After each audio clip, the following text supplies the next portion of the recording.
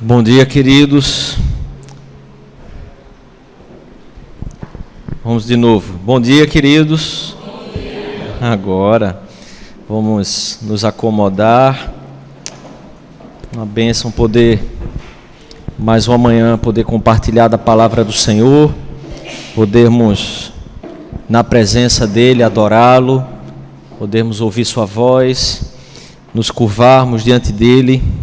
E a nossa oração é que o Espírito dele possa nos conduzir à obediência a essa palavra, a esse Deus que em Cristo Jesus se comunica conosco, alcança o nosso coração, nos lava, nos redime, nos chama à vida dele, a vida que ele tem para nós. Eu queria meditar com você hoje no texto da palavra de Deus que está em Êxodo, capítulo 3, do versículo 1 ao versículo 10. Se você não estiver com Bíblia, você pode acompanhar na projeção. Desde já eu quero mais uma vez dar boas-vindas a você que nos visita, se sinta em casa, se sinta acolhido. Nós queremos que somente o Senhor fale ao nosso coração hoje aqui. Por isso eu vou ler esses versículos do 1 ao 10 e após a leitura eu quero mais uma vez pedir ao Senhor a direção dele, direção ao nosso coração, nossa mente aqui, para que a gente possa ouvir a voz dele, ouvir a voz do Senhor falando com a gente. Diz assim a palavra de Deus: apacentava Moisés o rebanho de Jetro, seu sogro, sacerdote de Midian, e levando o rebanho para o lado ocidental do deserto, chegou ao monte de Deus, a Horebe. Apareceu-lhe o anjo do Senhor numa chama de fogo, no meio de uma sarça. Moisés olhou, e eis que a sarça ardia no fogo, e a sarça não se consumia.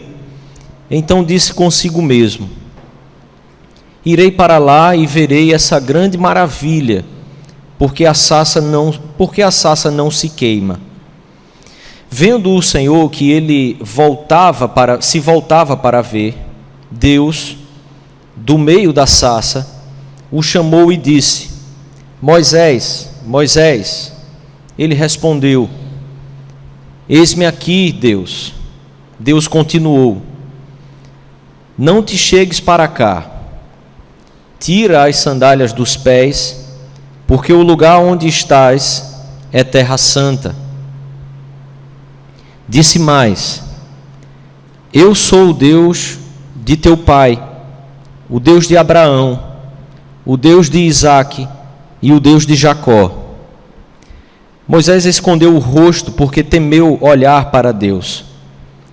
Disse ainda o Senhor: certamente vi a aflição do meu povo que está no Egito,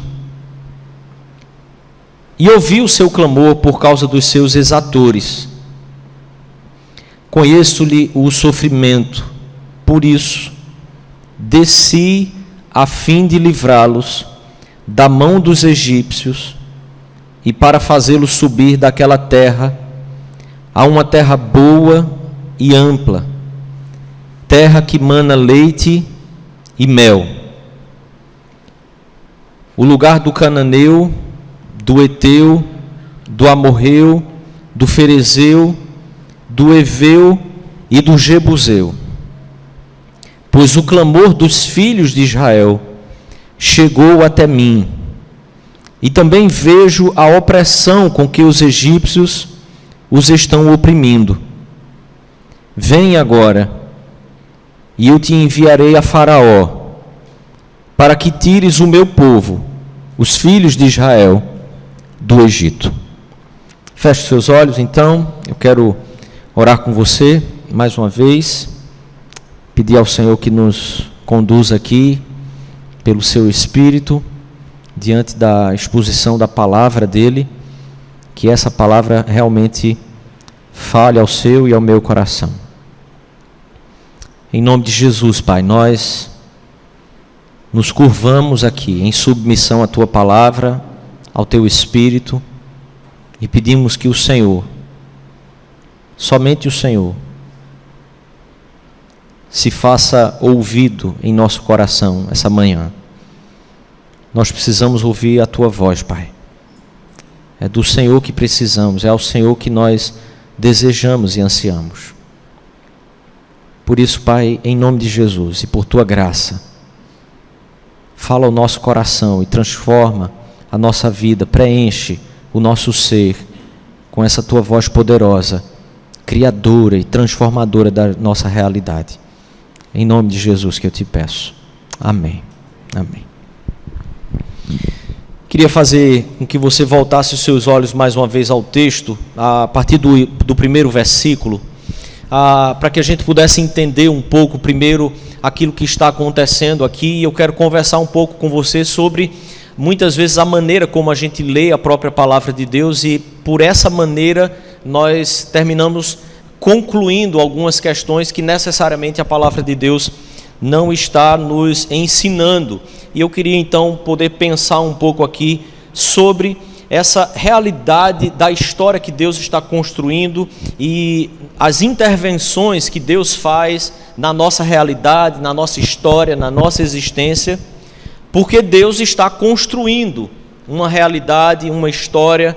Deus tem propósitos, Deus tem decretos que Ele já estabeleceu, e por isso Ele intervém na nossa história, por isso Ele age na nossa história, por causa dos propósitos eternos que Ele já decretou, e que esses propósitos de Deus é que são realizados. Então, e eu queria pensar com você como é que nós nos encaixamos, ou podemos nos encaixar nessa realidade da construção que Deus está realizando no mundo.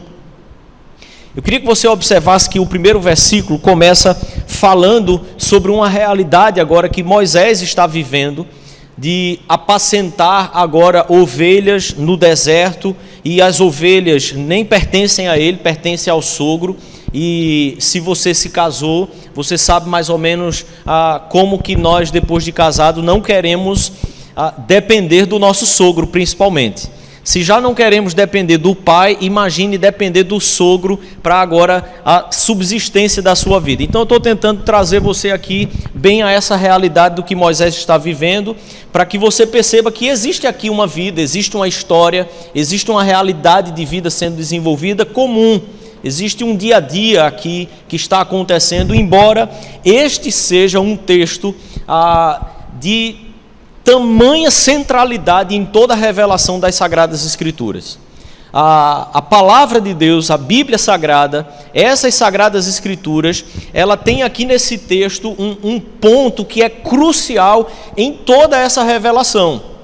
Então, agora em que Moisés está aqui já vivendo uma outra fase da sua vida, e esse capítulo já inicia falando dessa realidade de Moisés, não mais como um filho ali do Egito, como um príncipe dentro do Egito, como uma autoridade dentro do Egito, não mais como alguém que foi ensinado, que foi educado, como uma pessoa da mais alta estirpe e da mais alta educação ali dentro da realidade do Egito. Moisés agora sai de toda essa pompa, de toda essa realidade de vida que ele tinha como um príncipe do maior estado, da maior nação que naquela época existia, e agora ele passa a viver como alguém que está apacentando ovelhas no deserto, e que essas ovelhas nem dele são, pertencem ao sogro. Então ele está ali cuidando dos afazeres da vida dele, cuidando dos afazeres diários, normais da vida dele. É nesse momento em que a palavra de Deus diz que o Senhor começa a se revelar de forma miraculosa, de forma extraordinária, de forma completamente atípica, de forma não comum, de forma não ordinária, não odierna talvez.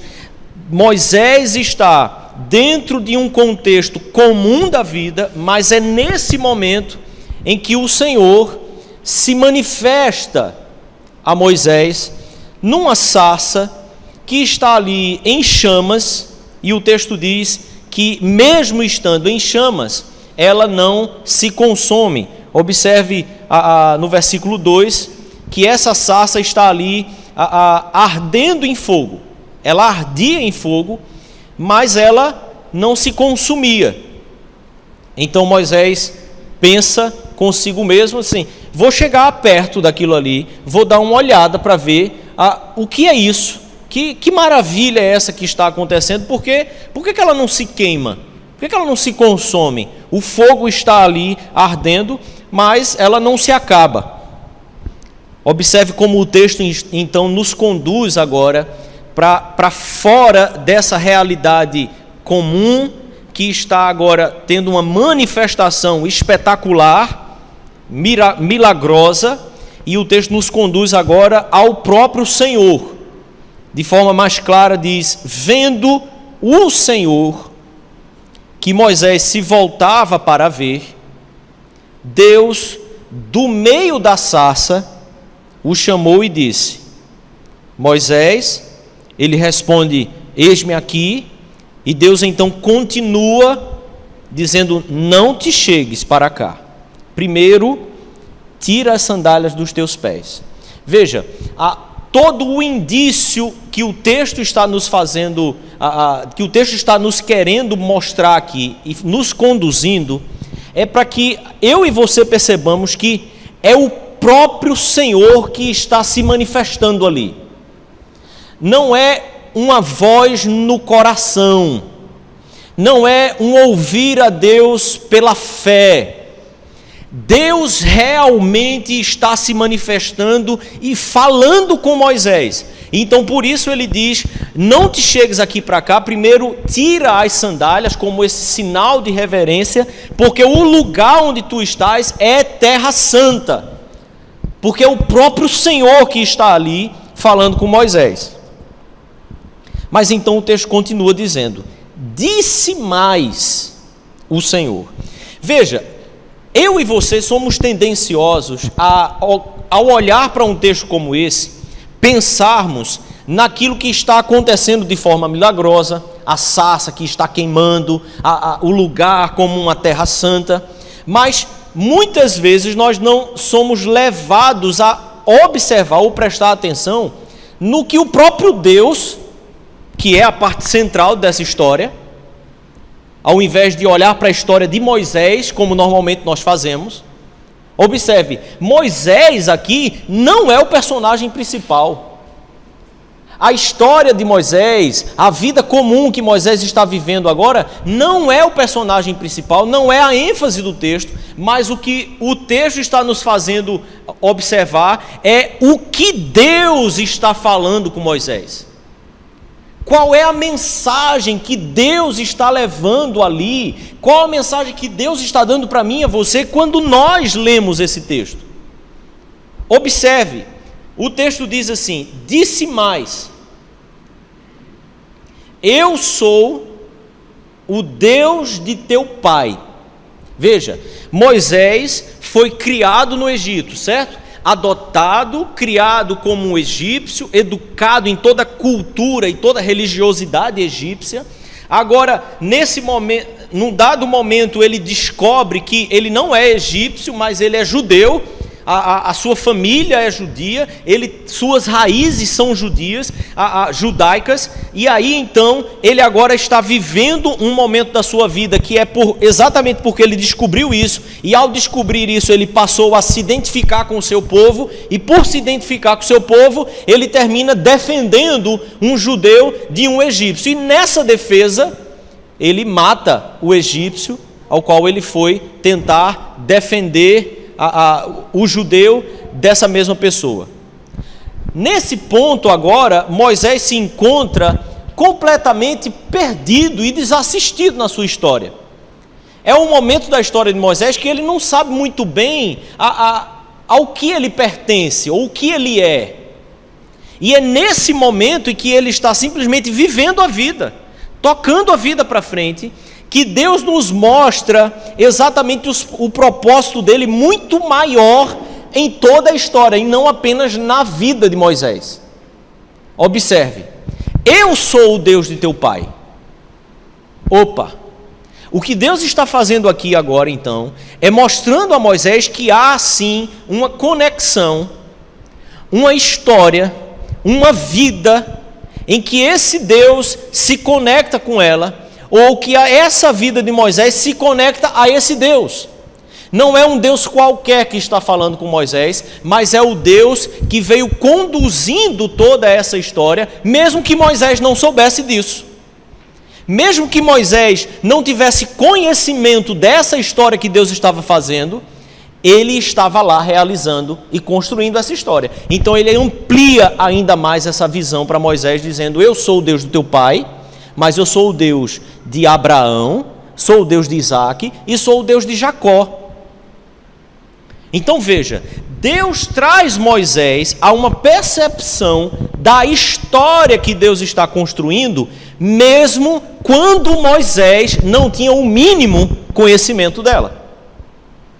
Quando Moisés estava sendo criado no Egito, educado na educação secularizada do Egito e de outro lado, uma educação também religiosa, nesse período em que ele tinha o total desconhecimento do Deus verdadeiro, o que Deus está dizendo a ele é: eu estava construindo a história ainda assim, a minha história. Não simplesmente como nós vemos o mundo se desenvolver, mas como Deus está fazendo com que as coisas se desenvolvam. Em outras palavras, o tempo em que o povo de Israel estava ali no Egito, que eles chegam apenas talvez com umas 70 pessoas, que é a família de Jacó entrando no Egito através da interferência de José, que naquele momento era a segunda pessoa maior que o Egito tinha. Quando esses homens e mulheres, famílias, entraram no Egito no número de 70, mas que depois de 400 anos estavam ali agora nos milhões e milhões, ok? O que Deus está dizendo a Moisés é que, apesar de como essa história está se desenvolvendo e da sua ignorância, há um Deus que está construindo toda a história na face da terra. Um Deus que está querendo levantar um povo para reconhecê-lo como Deus e adorá-lo como Deus, e que apesar de tudo que eles têm vivido, Deus está construindo essa história. Então observe, o Egito, o momento da escravidão daquele povo ali do Egito, é diferente da escravidão que o povo tem na Babilônia, alguns 1000 anos depois. Então observe, quando o povo é levado para a Babilônia cativo, é fruto de um pecado desse povo, é fruto do desvio do povo de Deus na história, e por isso Deus os leva cativo, para reeducá-los, para castigá-los, sim, para que eles possam então ter uma mudança de vida. O Egito, na verdade, é a incubadora. O Egito é o momento da história em que Deus está ali formando, multiplicando um povo. Mas observe, essa multiplicação, ela é um decreto, um mandato de Deus desde Gênesis. Desde o princípio da criação, Deus já havia mandado com que homem e mulher crescessem e se multiplicassem. Então, o que Deus está fazendo agora, nesse momento aqui com Moisés, não é uma intervenção particularizada na vida e na história de Moisés. Como se Deus pudesse ser aquele Deus que resolve tratar com algumas pessoas de forma especial, porque elas são especiais. Não. Deus trata com algumas pessoas de forma especial, sim, trata. Porque Deus tem um propósito em toda a terra, que é um propósito especial.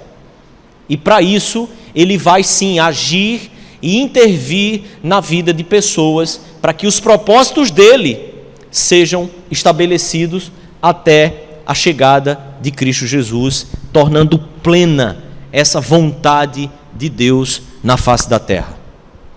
O texto então continua dizendo assim: ele disse que é Deus de teu pai, de Abraão, de Isaque e de Jacó. Observe qual é a reação de Moisés. Moisés então esconde o rosto, porque temeu olhar para Deus. Há um impacto ali, quando Moisés então entende o Deus que está falando com ele.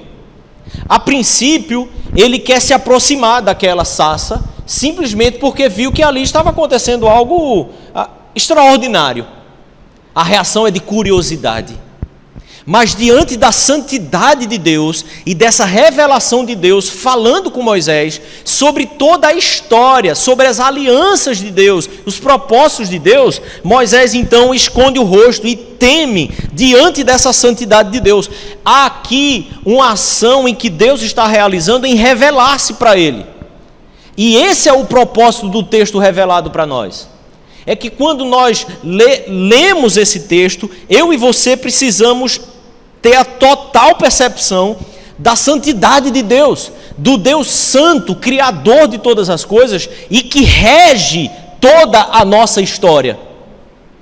Quando então nós lemos as Sagradas Escrituras, nós não podemos olhar para o texto dela e tentar tirar dali questões particularizadas que de repente se apliquem à nossa vida, mas nós precisamos olhar para o que Deus está realmente construindo como uma história como um todo, para que então a gente possa ter acesso a de fato o que Deus quer comunicar conosco.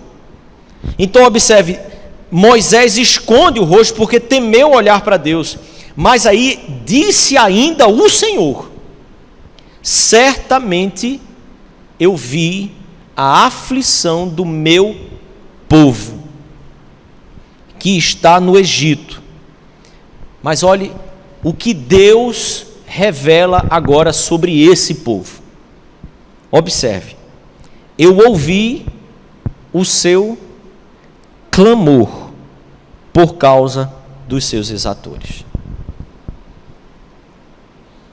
Deus está revelando a Moisés, Deus está dizendo a Moisés, que no meio daquela multidão, existem pessoas que estão buscando a Deus, orando ao Senhor, clamando ao Senhor. Pelo quê? Por que eles clamam a Deus? O que o texto nos diz? Eles clamam. Ele ouviu o clamor do povo por causa dos seus exatores. As pessoas que estavam oprimindo a eles. Você sabe o que isso me chama a atenção? É que é um povo que agora, por alguns séculos, eles já não tinham mais aquela instrução tão de perto como eles podiam ter quando eles ainda eram aquela família pequena, um povo pequeno, que recebeu a instrução de Abraão, de Isaque e de Jacó. Séculos depois, eles já não tinham essa instrução tão de perto, tão continuada. Mas séculos depois, ainda há um povo no meio desses milhões que está clamando a Deus. Porque existem coisas externas a eles, à vida deles, que está oprimindo a eles. Observe. Aqui é um ponto que nós de repente podemos nos desconectar do propósito que o texto está querendo nos conduzir.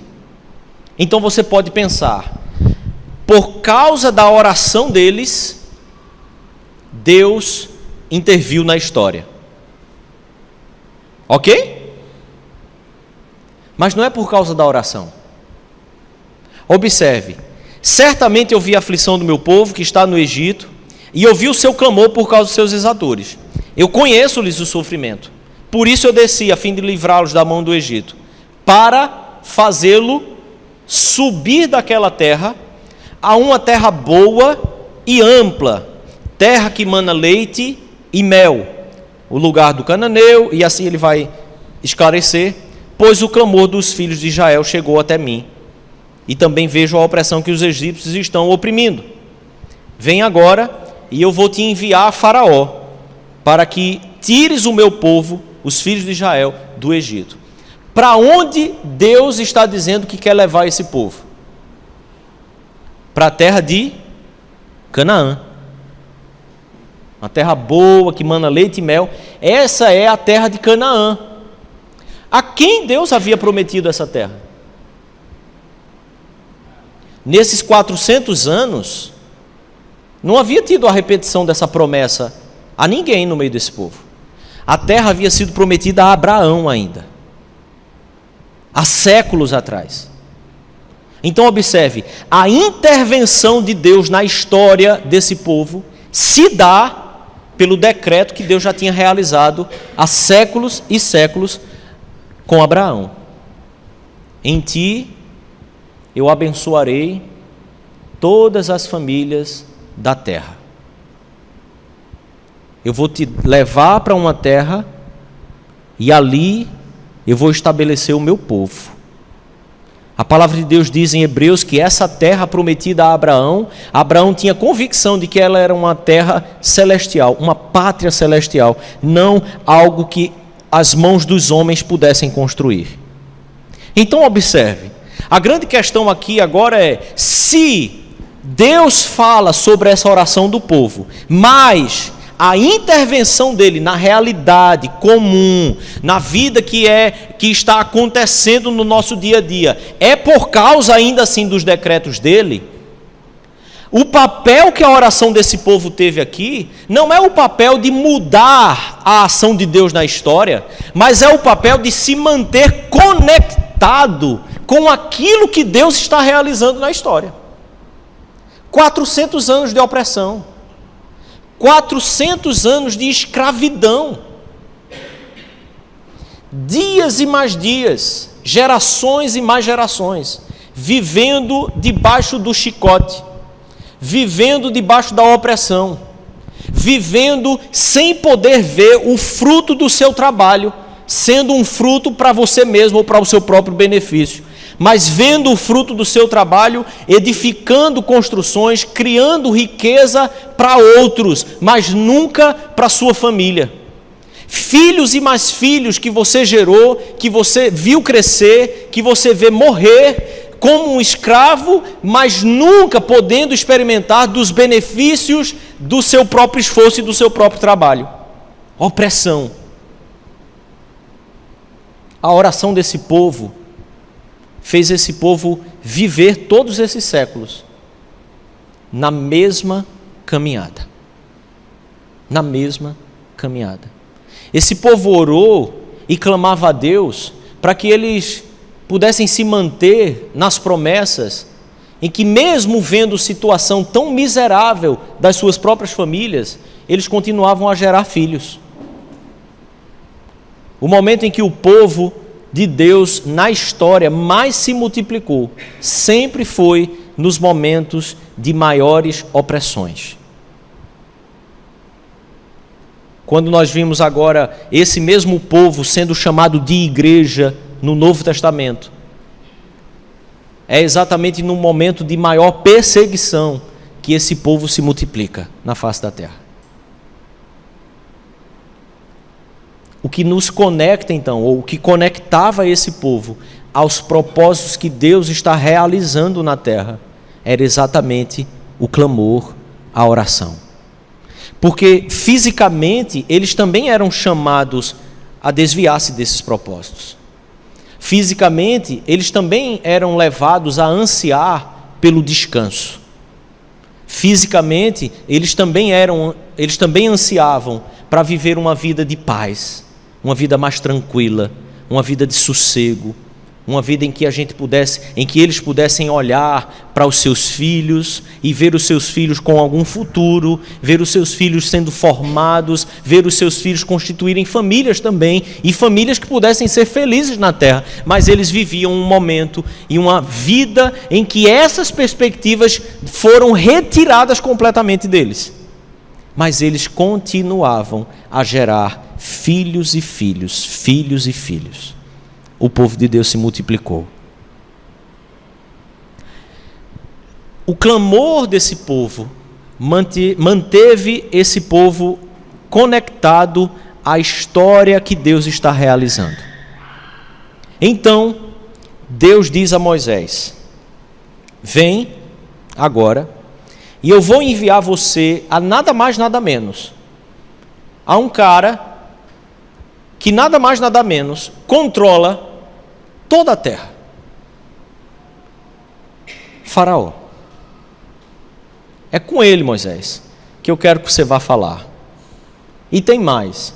Você vai falar com ele para que toda a economia desse império seja detonada.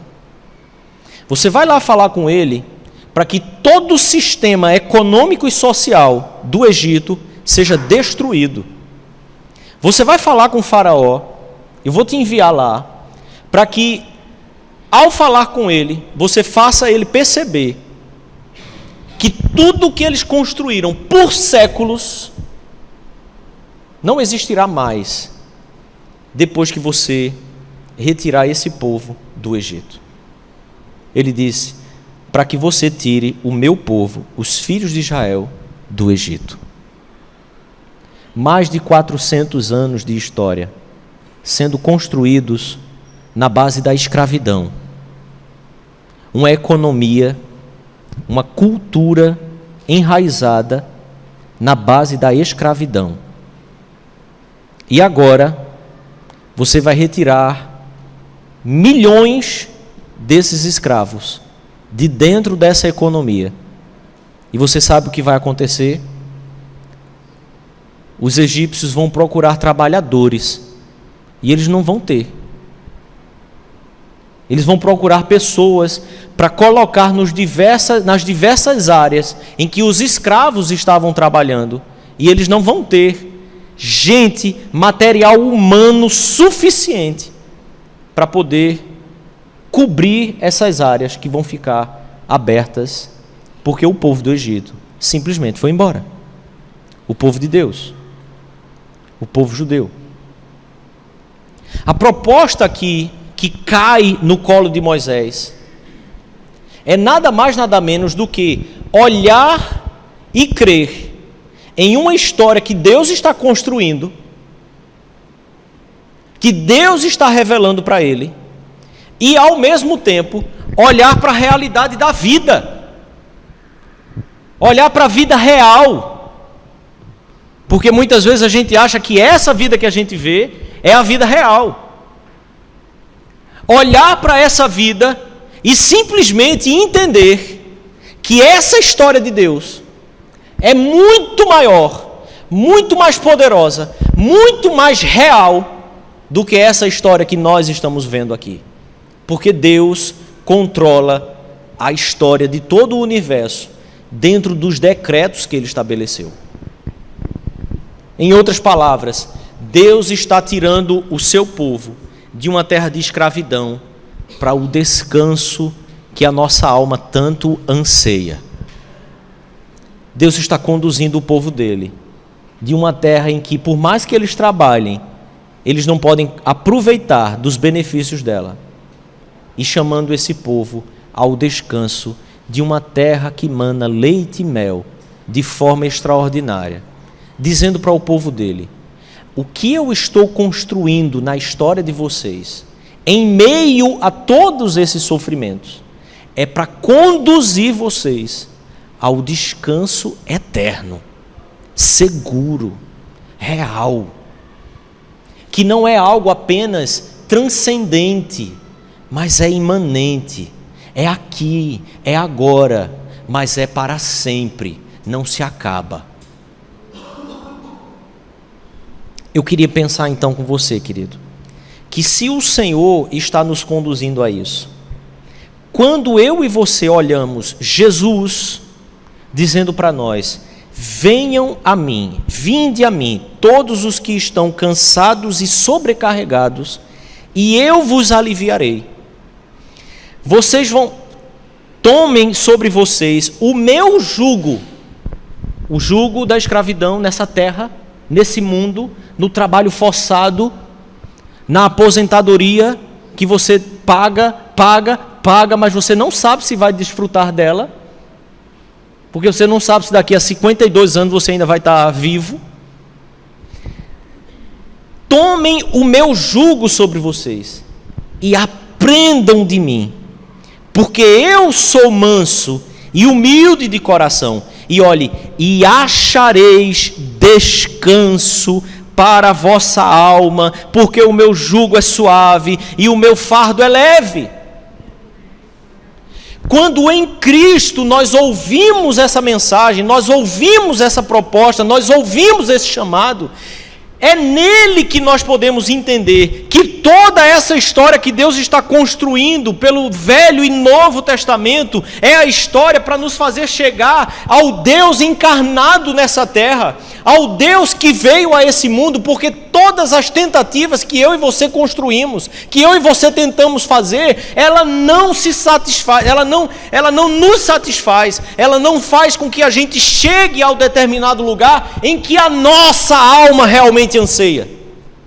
Porque a nossa alma não está ansiando pelo conforto do bom apartamento, do bom sofá, da boa aposentadoria. A nossa alma, mesmo usufruindo dessas coisas, continua oprimida, continua sobrecarregada, porque manter essas coisas nos sobrecarrega também. O Senhor nos chama a encontrar esse descanso no momento em que a nossa alma se dá a Ele, no momento que a nossa alma entende que em Cristo Jesus nós temos a realidade dos céus e da terra se encontrando, e então nós podemos viver em paz, totalmente descansados, totalmente saciados, porque o jugo dele é suave e o fardo dele é leve, ainda que estejamos no Egito, sofrendo a opressão dos nossos exatores, ou ainda que nós estejamos em plena fartura de vida. É só em Cristo Jesus que a nossa alma vai poder encontrar de fato o descanso, a suavidade da vida que nós só temos em Cristo Jesus. E foi isso que ele realizou naquela cruz. Foi isso que ele realizou quando deu-se com o seu sangue por nós, para que nós possamos realmente ter o alívio da nossa alma, para que o desejo da terra que mana leite e mel não seja o que consome o nosso coração, mas o desejo de ter a Ele, de encontrar-se com Ele, de saciar a nossa sede nele, de matar a nossa fome nele, participando da sua vida e do seu corpo. E aí não importa, não haverá nada nessa terra mais poderoso do que isso. E por mais que a gente possa afundar na lama da miséria, a nossa alma exulta na presença de Deus. E é isso que eu e você ansiamos. Quando olhamos para as Sagradas Escrituras, é para Jesus que ela está apontando, é para Ele que ela quer nos conduzir. Porque a profissão que você tenha, porque aquilo que você vai desempenhar na sua vida, todos os recursos que você pode construir, eles não vão conduzir a sua alma ao descanso que Cristo Jesus tem para mim e para você. Mas observe, a opressão que aquele povo vivia, e nós afirmamos isso aqui, eram pelos exatores dele. E há uma diferença que no nosso contexto, diferente do contexto deles, nós acreditamos em algum momento da nossa história que nós não vivemos debaixo da escravidão, que nós somos livres. Talvez na Revolução Francesa o Ocidente começou a acreditar que cada indivíduo é totalmente livre. Que grande mentira! Porque nós começamos a viver completamente aprisionados pelos nossos desejos, pelas nossas necessidades. Nós começamos a viver e a construir uma realidade de vida que vai nos consumindo cada vez mais, porque a gente anseia por alguma coisa, mas quando a gente as tem, a gente quer mais. A gente anseia por aquela casa, e quando a gente tem, a gente descobre que é caro manter, então a gente vai precisar de mais. A gente anseia por muito, e quando a gente tem muito, a gente descobre que precisa ter mais ainda para poder manter o muito que a gente tem. aquilo que tem aprisionado a gente, não é externo mais. Não são os senhores de engenho. O que aprisiona a gente é o nosso próprio coração, ansiando por tudo, mas nunca por Deus. Querendo tudo e nunca tendo nada, apesar de ter muito. Venham a mim, vocês que estão cansados e sobrecarregados. Eu posso aliviar vocês. Porque em Cristo Jesus, céus e terra encontram o renovo e a vida que tanto anseiam. Em Cristo Jesus, nós somos libertos do cativeiro em nosso coração. Do cativeiro que faz com que a gente se submeta a coisas que nós não precisamos nos submeter, se a nossa alma estiver, de fato, curvada ao senhorio de Jesus Cristo, aprisionada a Jesus. E a prisão de Jesus é leve. Ele te aprisiona com laços de amor. Ele te atrai com laços de amor. Não laços para dilacerar o seu coração. Laços que fortalecem a tua alma, a tua vida e te dão toda a saciedade. Querido, talvez a voz que você precise ouvir hoje seja a voz de Jesus te chamando a se arrepender. Porque o cativeiro no Egito era um propósito de Deus para formar um povo. Mas o nosso cativeiro não é propósito de Deus. Esse cativeiro do nosso coração, se aprisionando a coisas que não nos trazem vida, não é propósito de Deus. Por isso, para que você possa ir a Jesus e tomar do jugo dele, que é leve, o fardo dele, que é suave, você precisa primeiro reconhecer: Senhor, eu tenho buscado matar a minha fome na lama. Eu estou tentando gastar dos meus recursos com o que não é pão. Quando a palavra de Deus diz: venham a mim, venham a mim, venham a mim. Feche os seus olhos. Queria que você orasse mais uma vez. Colocasse seu coração mais uma vez diante do Senhor. Pedindo misericórdia, graça. E colocando sua alma de fato, para que Jesus se apodere dela. E Ele de fato seja teu Senhor novamente.